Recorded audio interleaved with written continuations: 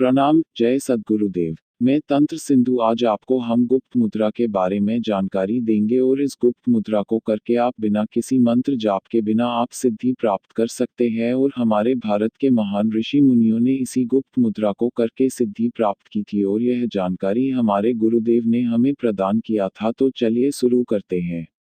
सूर्य चक्र जागरण और कुछ प्रभावशाली मुद्रा की गोपनीय जानकारी। यौगिक दृष्टि से मनुष्य के अंदर कई प्रकार के रहस्यमय शक्ति छिपी हुई है। इन शक्ति को शरीर के अंदर छिपाकर रखने वाली मुद्रा का नाम ही योनि मुद्रा है। तत्योग के अनुसार केवल हाथों की उंगलियों से महाशक्ति भगवती की प्रसन्नता के लिए योनि मुद्रा प्रदर्शित करने की आज्ञा है। प्रत्यक्ष रूप से इसका प्रभाव लंबी योग साधना के अंतर्गत तंत्र मंत्र यंत्र साधना से भी दृष्टिगोचर होता है। इस मुद्रा के निरंतर अभ्यास से साधक की प्राण अपान वायु को मिला देने वाली मूलबंध क्रिया को भी साथ करने से जो स्थिति बनती है उसे ही योनि मुद्रा की संज्ञा दी गई है।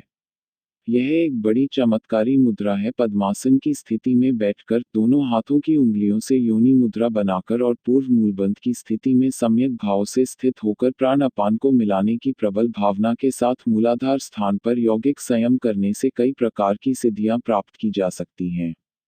ऋषिमुनियों के अनुसार जिस योगी को उपरोक्त स्थिति में योनि मुद्रा का लगातार अभ्यास करते करते सिद्धि प्राप्त हो गई है, उसका शरीर साधनावस्था में भूमि से आसन सहित ऊपर अधर में स्थित हो जाता है। इस मुद्रा का प्रयोग साधना में शक्ति को द्रवित किए जाने के लिए किया जाता है। भगवती की साधना में उन्हें प्रसन्न करने के लिए इस मुद्रा का प्रदर्शन उनके सम्मुख किया जाता है। पंचमकार साधना में मुद्रा का अति आवश्यक स्थान होता है। योग तंत्र का पूरा आधार गुण रहस्यमय है, जिसको समझना बहुत कठिन है। इसके जितने गहराई में जाए उतनी ही उलझने सामने आती रहती है। जितना भी समझ आए कम ही है। सदियों से साधक ने इस आधार को समझाने की कोशिश की है और अत्यधिक से अत्यधिक ज्ञान प्राप्त करने पर भी उसके सभी पक्षों की खोज नहीं कर पाए हैं।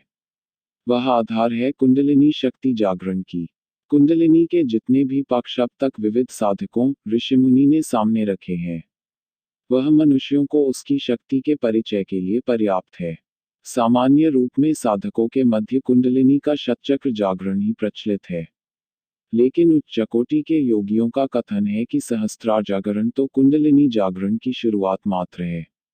उसके बाद हृदय चक्र, चित्त चक्र, मस्तिष्क चक्र, सूर्य चक्र जागरण जैसे कई चक्रों की अत्यधिक दुष्कर सिद्धियां है, जिनके बारे में सामान्य मनुष्यों को भले ही ज्ञान न हो, लेकिन इन एक एक चक्रों के जागरण के लिए उच्च कोटि के साधकों एवं ऋषिमुनि वर्षों तक साधना करते रहते हैं। इस प्रकार यह कभी न खत्म होने वाला एक अत्यधिक गूढ़ विषय है। इसी क्रम में आज हमारे तंत्र के धरातल पे अलग अलग बहुत से विधान प्रचलित हैं। योग तंत्र के मध्य कायाकल्प के लिए एक अत्यधिक महत्वपूर्ण विधान है। कायाकल्प और सौंदर्य का सही अर्थ क्या है? यह मात्र काया को सुंदर बनाने की कोई विधि मात्र नहीं है। यह आत्मा की निर्मलता से लेके पाप मुक्त होके आनंद प्राप्ति की क्रिया है। अगर साधक आंतरिक चक्रों के दर्शन की प्रक्रिया कुंडलिनी के वेग मार्ग से करता है, तब उसे मूलाधार से आगे बढ़ते ही एक त्रिकोण दृष्टिगोचर होता है, जो कि आंतरिक योनि है। मनुष्य का हृदय पक्ष और स्त्री भाव इस त्रिकोण पर निर्भर करता है, और उसके ऊपर मणिपुर चक्र के पास एक लिंग ठीक उस त्रिकोण अर्थात योनि के ऊपर स्थिर रहता है, जो कि व्यक्ति के मस्तिष्क पक्ष और पुरुष भाव से संबंधित होता है। यह त्रिकोण और लिंग से एक पूर्ण शिवलिंग का निर्माण होता है, जिसे योग तंत्र में आत्मलिंग कहा गया है। इस लिंग के दर्शन करना अत्यधिक सौभाग्य सूचक और सिद्धि प्रदाता है। शिवलिंग के अभिषेक के महत्व के बारे में हर व्यक्ति जानता ही है। इसी क्रम में साधक इस लिंग का भी अभिषेक करे तो आत्मलिंग से जो ऊर्जा व्याप्त होती है, वह पूरे शरीर में फैलकर आंतरिक शरीर का कायाकल्प कर देती है। उसके बाद साधक निर्मल रहता है। उसके चेहरे पर और वाणी में एक विशेष प्रभाव आ जाता है। साधक एक हर्षोल्लास और आनंद में मग्न रहता है और कई सिद्धियां उसे स्वतः प्राप्त हो जाती है। योगतंत्र में इस दुर्लभ विधान की प्रक्रिया निम्न दी गई है। यथासंभव इस अभ्यास को साधक ब्रह्म मुहूर्त में ही करे। अगर यह संभव न हो तो कोई ऐसे समय का चयन करे जब शांति हो और अभ्यास के मध्य कोई विघ्न न आए। साधक पहले अपनी योग्यता से सोहम बीज के साथ अनुलोम विलोम की प्रक्रिया करे।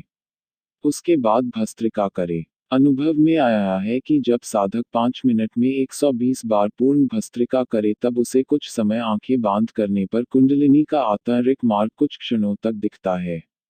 इस समय में साधक और साधिका को ओम आत्मलिंगाय हूँ का सतत जाप करते रहना चाहिए। नियमित रूप से जाप करते रहने से वह लिंग धीरे धीरे स्पष्ट दिखाई देने लगता है। जब वह पूर्ण रूप से दिखाई देने लग जाए तब आत्मलिंग के ऊपर अपनी कल्पना के योग्य ओम आत्मलिंगाय सिद्धि पाठ मंत्र द्वारा अभिषेक करे, जिसे आंखों के मध्य हम बाहर देखते हैं। चित्त के माध्यम से शरीर उसे अंदर देख सकता है। चित्त दृष्टि के द्वारा पदार्थों का आंतरिक सर्जन करता है और उसे ही मस्तिष्क के माध्यम से बिंब का रूप समझकर हम बाहर देखकर महसूस करते हैं। इस प्रक्रिया में चित्त का सूक्ष्म सर्जन ही मूल सर्जन की भाव भूमि का निर्माण करता है। इसलिए अभिषेक करते वक्त चित्त में से निकली हुई अभिषेक की कल्पना सूक्ष्म जगत में मूल पदार्थ की रचना करती ही है, जिससे साधक जो भी अभिषेक विधान की प्रक्रिया करता है वो साधक के लिए भले ही कल्पना हो, सूक्ष्म जगत में उसका बराबर अस्तित्व होता ही है।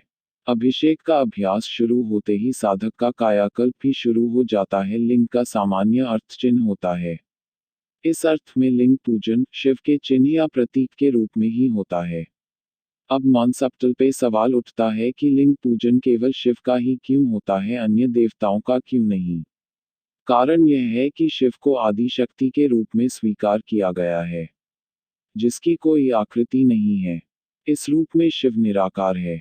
लिंग का अर्थ ओंकार ओम बताया गया है। प्रणव तस्य लिंग, उस ब्रह्म का चिन्ह प्रणव ओंकार है। अतः लिंग का अर्थ शिव की जन्नेंद्रिय से नहीं है, उनके पहचान चिन्ह से है, जो अज्ञात तत्व का परिचय देता है। यह पुराण प्रधान प्रकृति को ही लिंग रूप मानता है।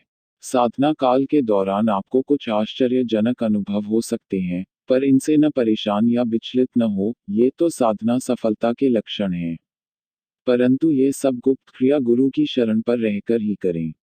अगर आपको हमारा वीडियो अच्छा लगता है तो आप हमारे चैनल को सब्सक्राइब करें और बेल बटन को प्रेस करें और ज़्यादा से ज़्यादा शेयर करें, जिससे आपको ऐसी ही ज्ञानवर्धक जानकारी मिल सके। धन्यवाद।